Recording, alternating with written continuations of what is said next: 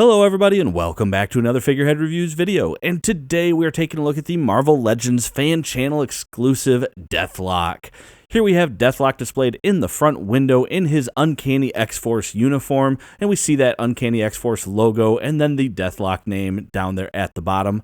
On the side, we do have some very cool artwork actually of Deathlok running towards us, and that is going to be the same artwork on both sides. On the back, we get a product shot, and then we do have a brief read-up. The X-Force joins forces with a rogue Deathlok unit to face an army of Deathlok cyborgs. And then down at the bottom, you do have the UPC code, so you can check with places like Best Buy, GameStop, and of course even Hasbro's own website, Hasbro Pulse, to see if they have this in stock. But enough about that, let's get this open and take a look at Deathlok. And here is Deathlok outside of his packaging, and I think this is a very cool figure, even though it is another one of those repaint variant figures that we got from Hasbro, where they just did a re-release on a figure. But this one is going to be Deathlok as he appears when he is part of the Uncanny X-Force, which I think is actually pretty cool because he is wearing the gray X-Force uniform. He's got the red X on his chest, but he is going to fit in with some of the other figures that we've been getting from the Uncanny X-Force line. So we have X-23, we have Deadpool, we have Wolverine, and now of course we have Deathlok added to that, and I think we're going to see more and more of those figures, and I think that is actually something really cool. And of course there were releases earlier than that that had figures in their gray uniform. So I do actually appreciate this variant, in my opinion. Now, Deathlok does come with some weapons. They are weapons that we have seen before, but they are very cool nonetheless. Starting with this Gatling laser, that is going to, I say laser, it does come with a translucent yellow ammo belt that looks like regular bullets, but I guess with the translucence it makes me think that it's some sort of laser blaster. But it is a very cool looking Gatling laser, and it is something that we got with the other Deathlok character or figure, so it is going to be something that we have seen before, but it still looks very cool nonetheless. And then we also have his pistol with the scope on it, and that was something that we have seen before with the previous release of Deathlok, but it's still a very cool looking gun nonetheless. I like the panel lines on it, and we get that red there at the end of the scope, so it looks very good. And then finally, he's going to come with this shotgun here, which I believe is the same sculpt as the shotgun that we saw with the Bishop figure. But it's very cool looking, simple design, and I do like the overall feeling of Deathlok charging into battle with a shotgun. Now, when standing straight up, this figure is coming in at about 6 5/8 inches tall, which makes him about 16.8 centimeters, so he is your average height. And as I was posting this figure around, it just reminded me of what a badass type character Deathlok can be. Just very aggressive looking, just that militaristic style, and of course, who doesn't like a zombie cyborg, right? So I think this is actually a pretty cool addition to the collection. Now, we already looked at all of his weapons, so let's go ahead now and just get a closer look at the sculpt and paint on this zombie cyborg that is Deathlok. And getting up close, we could see a very cool looking head sculpt. It is the same head sculpt from the first Deathlok release, but it's still well done. And actually you can see the paint on this one looks pretty decent. The eyes line up nicely. And then we get some good shading throughout the zombie side that makes it look pretty good. A lot of like decayed flesh look. And if I remember correctly, the other one had a little bit of green mixed in. This one we're just kind of keeping with more flesh tones. I really like that part there, how they darkened that big opening. But very good looking though. I do like that. Looking down at the main body, good sculpt work there, and it looks like the paint for the most part stayed pretty much in the lines.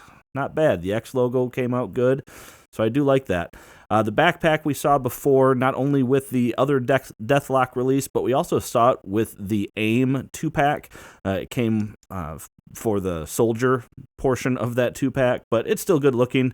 I would love to see like some dry brushing or something like that along the edges, just to give it a little bit more character. You know, it's got all that scarring and scratches throughout. It would be pretty cool if we actually had a little better look to it. This hand, we do have the open gesture, which is actually really good for holding a lot of those weapons, and that came out looking just fine. And then, of course, we had the gripping hand, which does have a trigger finger there so that you were able to put all the weapons in there with no issues. And then I forgot to mention when we were looking at the weapons, he does have this holster here so that you can fit his pistol with the scope, and that will fit right down in there. Okay, I don't know why I'm having such a hard time with it. There we go. So you can fit that down in there without too much trouble. And then looking at the belt, that actually came out pretty clean. Actually, really clean. Usually belt paint seems like it's always misaligned, but that came out pretty good. Might not have been a bad touch to have like a little gold button or silver button on these instead of just the straight brown, but still looks good. And then the tube that's running from the back of the belt does come around to the front, and it can unport, but you'll have that opening there, so it's best just to leave that ported in there. And then going down the legs, we have the cybernetic look, and I love the sculpt on these, just the muscle definition and things like that. Same thing in the arm, get some good muscle definition on there.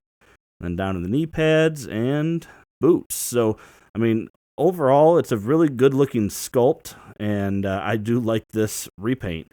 Now, looking at the articulation, so you have a head that can go all the way around. It is going to hit these shoulder pads, though. Technically, this backpack can come off if you want it to. It doesn't look the same to me. It doesn't look like Deathlok without those big shoulder pads, though. He can look down about that far and look up about that far. His arms can come up. Oh, man, this one was just really stiff when I was messing with it earlier. Yeah, that's about the extent. Yeah, and you're going to be hitting that. So they can't come up very far.